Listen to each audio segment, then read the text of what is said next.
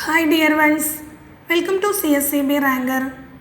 നമ്മൾ KCS ആക്ടിൽ section 68A വരെയായിരുന്നു പഠിച്ചത്.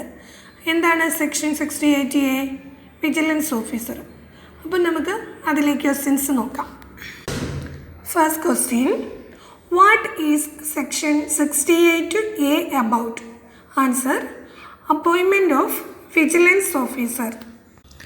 സെക്ഷൻ 68Aയിൽ വിജിലൻസ് ഓഫീസറെ അപ്പോയിൻമെൻറ്റ് ചെയ്യുന്നതിനെ കുറിച്ചാണ് പറയുന്നത്. Next, who appoints the vigilance officer? Answer, government. ഗവൺമെൻറ്റാണ് വിജിലൻസ് ഓഫീസറെ അപ്പോയിൻറ്റ് ചെയ്യുന്നത്. Next, minimum rank of vigilance officer? Answer, not below deputy inspector general of police. ഇനി വിജിലൻസ് ഓഫീസറുടെ റാങ്കാണ് എന്താണ്? Not below deputy inspector general of police. അതായത് DIG റാങ്കിന് താഴെയുള്ള ആളാവാൻ പാടില്ല എന്നുള്ളതാണ്. Question number 4, what is the main duty of vigilance officer? Answer, enquiry and investigation. Vigilance ഓഫീസറുടെ ഡ്യൂട്ടി എന്തായിരിക്കും? മിക്കവാറും അദ്ദേഹത്തിന് എൻക്വയറി, എന്തെങ്കിലുമൊക്കെ കേസ് സംബന്ധമായിട്ടുള്ള അന്വേഷണങ്ങൾ, അതായിരിക്കും അദ്ദേഹത്തിൻ്റെ മെയിൻ ഡ്യൂട്ടി എന്ന് പറയുന്നത്. Question number 5, what cases are investigated by vigilance officer? Answer, misappropriation, corruption and major irregularities. ഇങ്ങനെയുള്ള കേസുകളാണ് വിജിലൻസ് ഓഫീസർ അന്വേഷിക്കുന്നത്. അത് പണത്തിൻ്റെ പലതരത്തിലുള്ള ദുരുപയോഗങ്ങൾ, അതുപോലെ അഴിമതി, അതുപോലെ തന്നെ പ്രധാനമായിട്ടുള്ള ക്രമക്കേടുകളൊക്കെ സൊസൈറ്റിയിലൊക്കെ നടക്കുന്നുണ്ടെങ്കിൽ അതിനെക്കുറിച്ചൊക്കെയാണ് അദ്ദേഹം അന്വേഷിക്കുന്നത്. അടുത്തത്, who refers cases to vigilance officer? Answer, registrar of cooperative societies.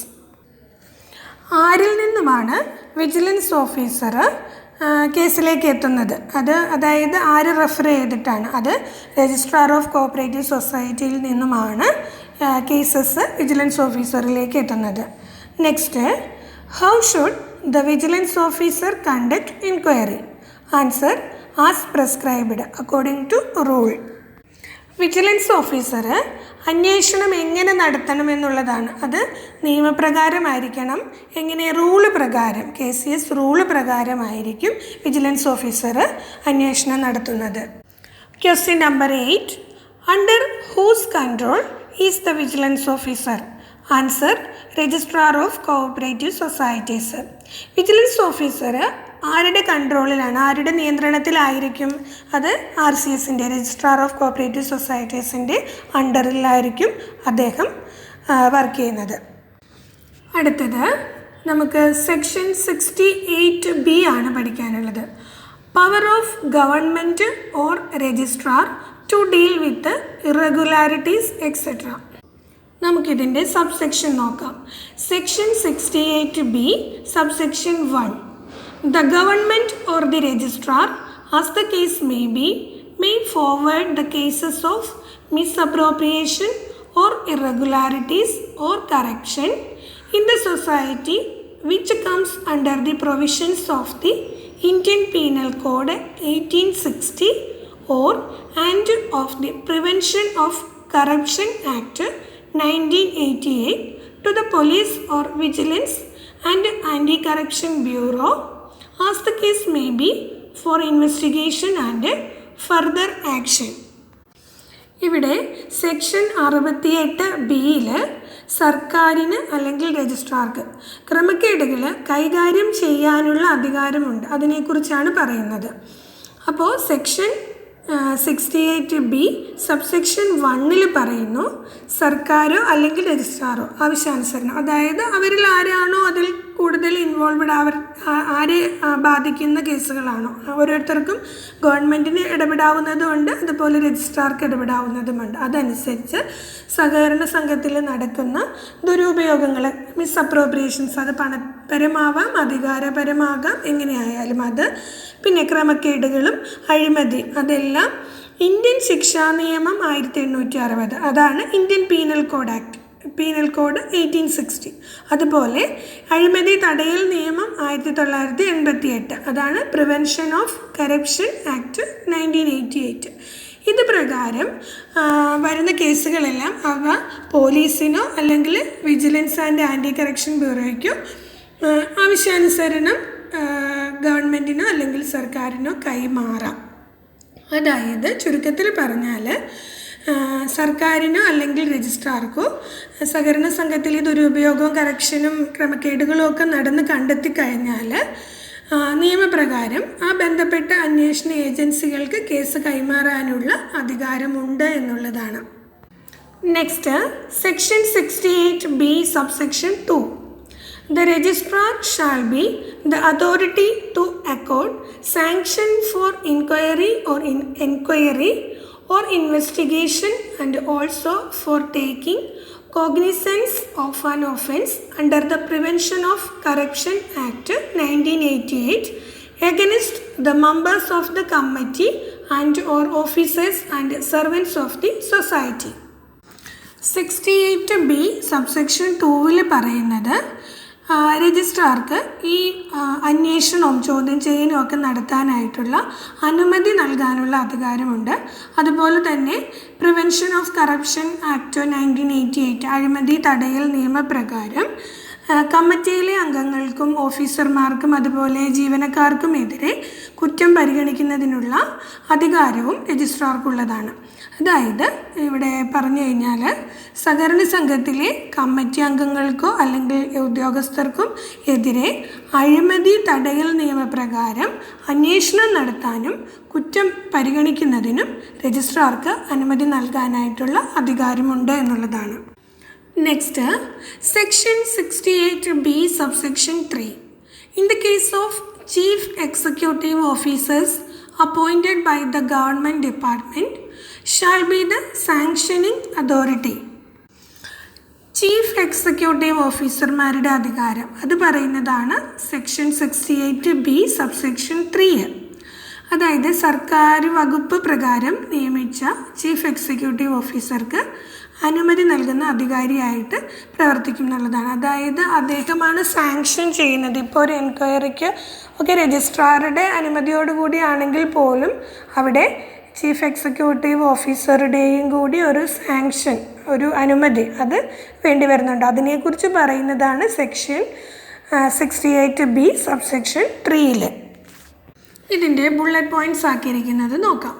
Section 68B, power of government or registrar to deal with irregularities. Authority എന്ന് പറയുന്നത് government or registrar has the power.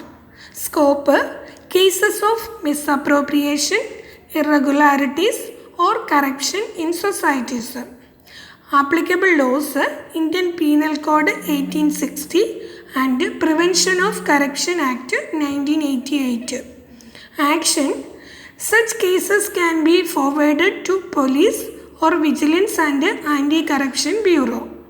Purpose: investigation and further legal action against corruption or irregularities. Next, section 68B subsection 2, Registrar's authority.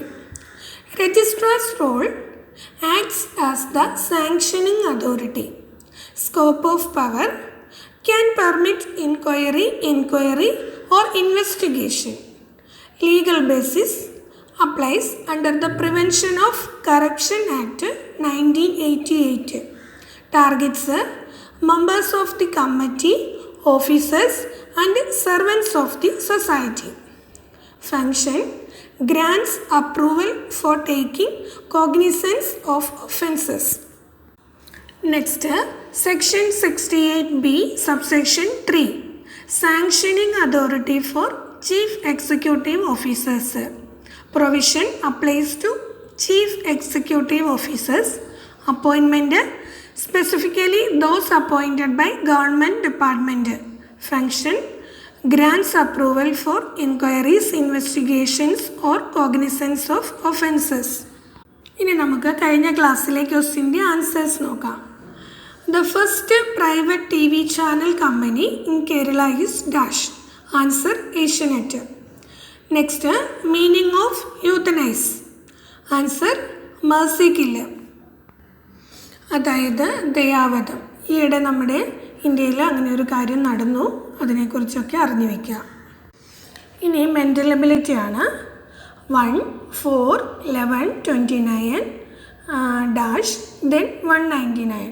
ഇവിടെ answer 76 ആണ്. ഇങ്ങനെയാണെന്ന് നോക്കാം. ഇപ്പോൾ 1ഉം 4ഉം തമ്മിലുള്ള difference 3 അതുപോലെ 4ഉം 11ഉം തമ്മിലുള്ള difference 7 അതുപോലെ 11ഉം 29ഉം തമ്മിലുള്ള ഡിഫറൻസ് 18 ഇനിയോ ഈ 29ഉം 76ഉം തമ്മിലുള്ള ഡിഫറൻസ് 47. അതുപോലെ 76ഉം 199ഉം തമ്മിലുള്ള ഡിഫറൻസ് 123.